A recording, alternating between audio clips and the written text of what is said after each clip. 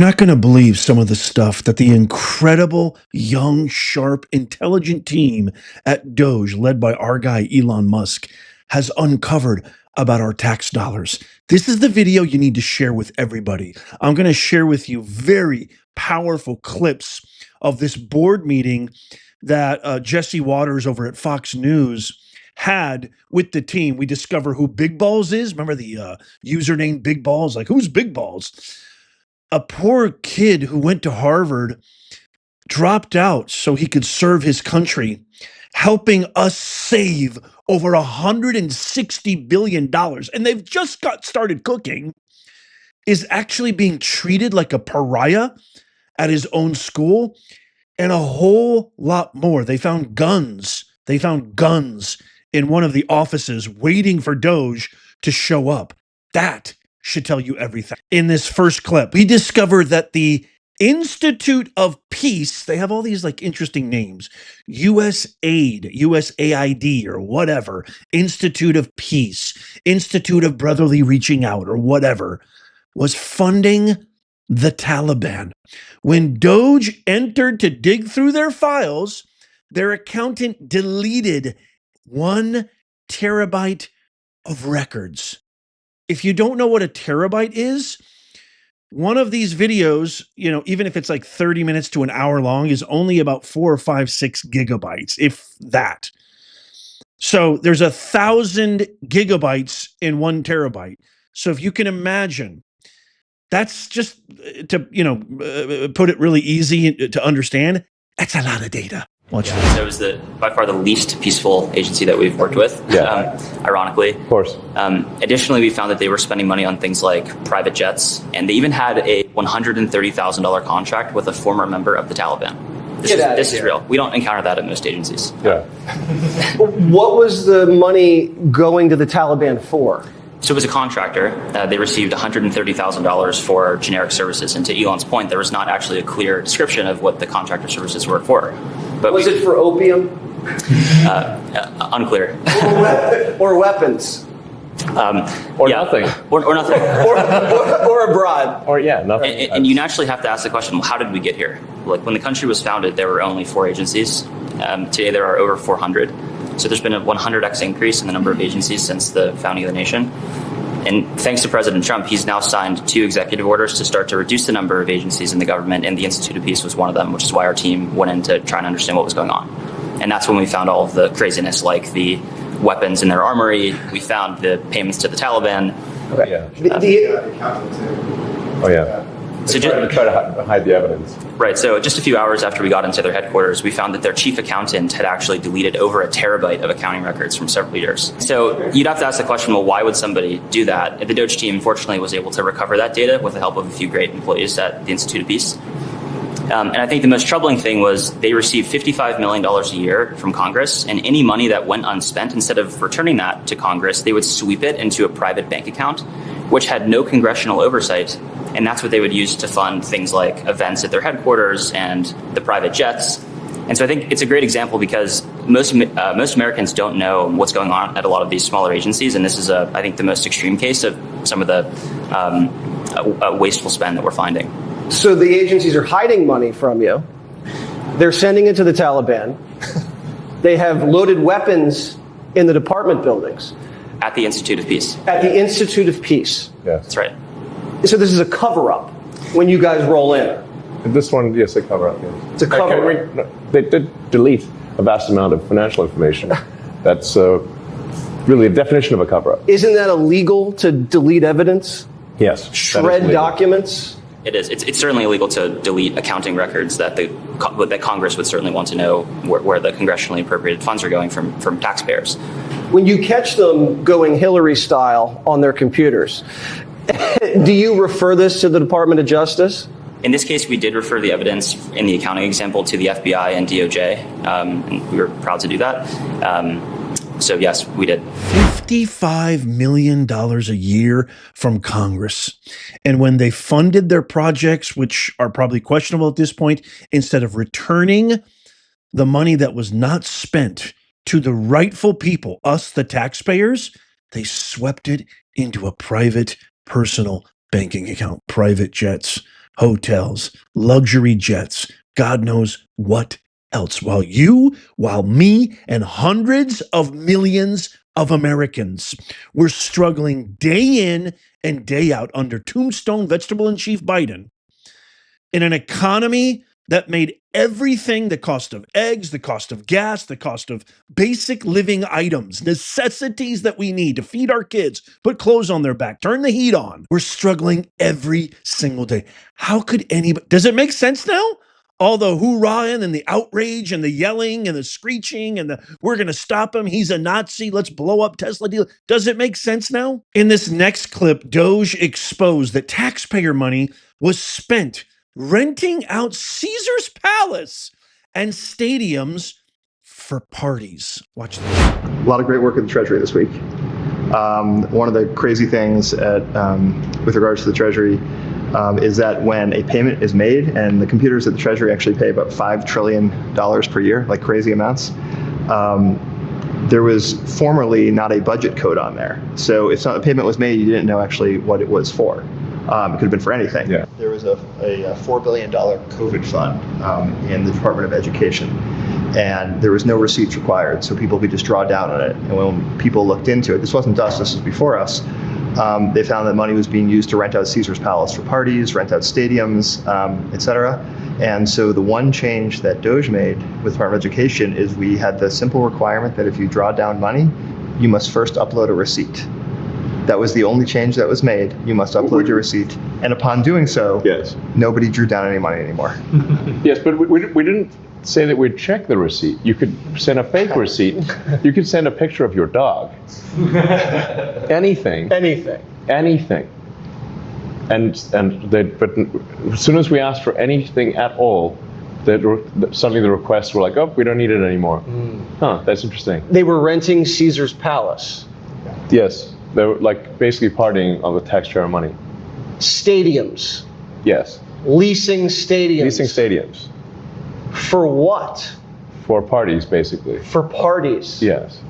That's a big party. It's a big party. You'd think if you were stealing, you'd start small. They do start small. But then what happens is over the years, so generally the fraud starts out small and they try to hide it. But then year after year, if nobody stops the fraud, it gets more and more brazen. And every year it gets bigger until they're literally renting out stadiums. Like what's that, $1 million to rent out a stadium? Fraud in flagrante delicto, okay? We're talking at scale. This is driving me crazy. Oh yeah. When you find these things, do you guys get mad? You're like, yes, I got one. How does it make you feel? It's so common. It's so common. You're like used to it. I mean, you just get so numb to it. Like, unfortunately, like the 100th time you've heard it, it's hard not to get a little numb. Yeah. You know, but and by the 200th time, you're like, well, okay, it's just another day at the office. Absolutely unbelievable. I am livid right now, and you should be too. They want us to pay our taxes after they've taxed the money that we've already spent taxes, earning the money that's already been taxed, taxing this, taxing that. You want me to fill out my tax return every single April 15th and pay you to go on luxury vacations, to rent out stadiums for parties? I'm not laughing one bit. These guys can laugh. And I get it. It's a little levity and he's got a show to do. This isn't funny at all. And ladies and gentlemen, my fellow Americans, my fellow global citizens, this is just the beginning. They just started. Does all the pushback make sense now? Where were they when Americans were starving, when Americans couldn't pay their bills, when Americans couldn't get a job, when Americans were being besieged by illegal criminal gangs and aliens doing God knows what? Seizing their apartment buildings, seizing their daughters, their sons. Dr. Phil uncovered this record-breaking child trafficking. Where was the outrage for Jocelyn Nungaray? Where was the outrage for Laken Riley? Where was the outrage for Rachel Moran? Oh, no. But as soon as you touch our money, as soon as you touch our never-ending highway, of gravy train, free jets, free food, free hotel, free luxury, free. I never have to get a job for the rest of my life. On our sweat, blood, and tears. That's when we're going to say, fight, fight, fight. That's when we're going to say, go after him, show up. We're not going to stand down. This isn't right. We work for you. If you buy that baloney, I highly, highly recommend you seek serious psychological evaluations from the bottom of my heart. I want to play this clip of this unbelievable young, I call them kids because they're all basically kids. I mean, these are just young guys, and their effort is just so inspiring to me, who dropped out of Harvard and was getting ridiculed, sent all sorts of hate, email, harassment, bullied. Watch this amazing clip right here. I think the young folks of us have gotten email, threats from reporters and the public alike. I think, speaking for myself, I dropped out of Harvard and came here to serve my country. And it's been unfortunate to see, lost friendships.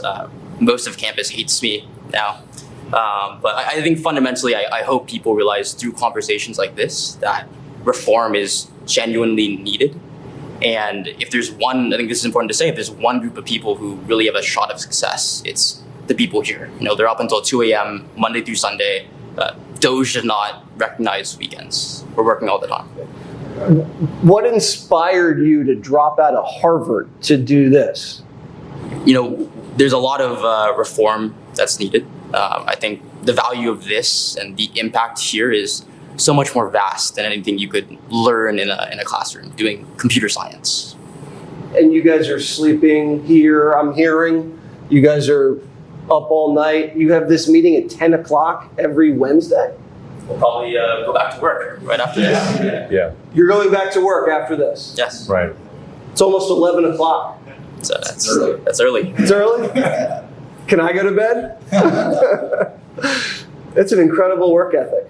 You guys should be really, really proud of yourself. And as a professor who worked in these universities, even some that are, on par with Harvard, I can tell you right now, brother, I hope you're watching or listening or somebody gets this to you. You're doing the right thing. We love you. We're proud of you. What you're doing right now is going to pay massive more dividends than anything you could ever learn in the woke indoctrination camps, AKA higher ed learning institutions.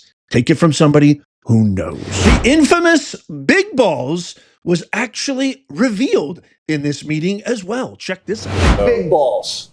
It's big. That should be obvious. Why do they call you big balls? I just said it as my LinkedIn username. Okay.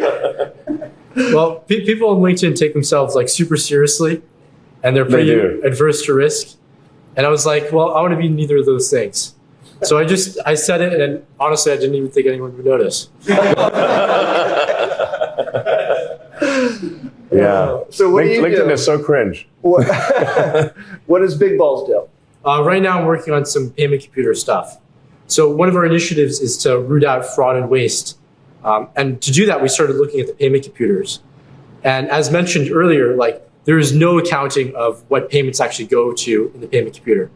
So you look at a specific line item, like $20 million. And you're like, okay, well, what is this money going to? And for the majority of payment systems, it's well, we don't really know. Okay, as somebody who has run businesses and, was told LinkedIn is the best place to run your business and B2B and relationships and all that, I can vouch for everything that Big Balls is saying. LinkedIn is the worst social media. I think it's one of the worst websites of all time. It is a complete waste of time.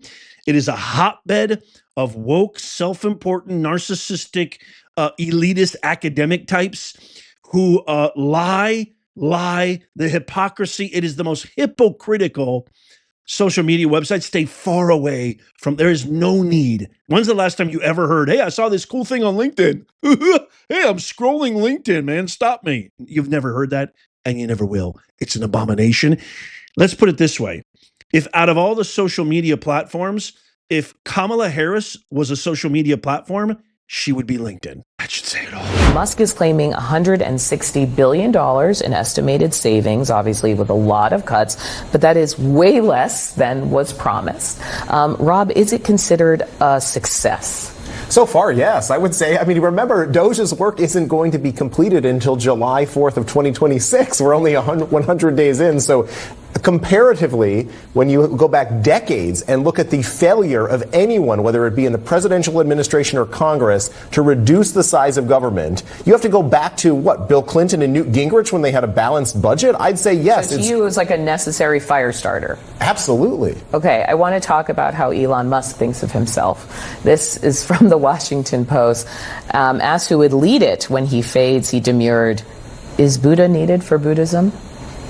Was not stronger after he passed away." I just want to sit with that for a moment. Yeah, let's hold space for Let's that. hold space for that. Beautiful, beautiful. Well, that aside, I think in response to what you were saying, is it a success? If you consider slashing and burning the federal government with very little oversight and no sense of what comes after that, what is necessary or unnecessary, then perhaps it is a success. Here, you heard it here first. The liberals, even the libtards, think that Doge is a huge success, and they just got started. And actually, I do think, I mean, God, let's make some space for that. Well, cringy, woke talk. I can't stand it. But I actually think that is pretty poetic and beautiful, what Elon Musk said. He's setting the bar. He's setting the example. He's shining a light on all of the corruption, the waste, the fraud, and the abuse. And he's leading by example. And it's obvious that he's got a team of people who understand what the president appointed him to do, what the president said time and time again throughout the entire campaign cycle that he was going to do. And he's just literally following the will of the people. What do you mean, Nez, the will of the people? Nobody elected Elon Musk. No, they didn't. But they elected Donald Trump. And we trust Donald Trump. And Donald Trump has been talking about Doge, the Department of Government Efficiency, and Elon Musk for a very, very long time. At the very least, well before the election ever took place. You ask anybody who voted for this, and you ask the people who put President Trump in the White House in a mandate fashion, in a resounding, huge fashion, winning all the swing states, winning the popular vote, they will tell you none of us, myself included, are surprised by any of this. We wanted this. We voted for this. We welcome this. And these guys deserve medals at the very least. I can't wait to get your thoughts and comments on this. Let me know what you think in the comments down below. I really, really treasure and value your thoughts on this. Make sure you check out these videos coming up on the screen right here, just in case you missed them. Tap my face right there to subscribe and follow. It's absolutely free. And as always, may God bless you, and may God bless the USA and all who defend her. I'll see you soon.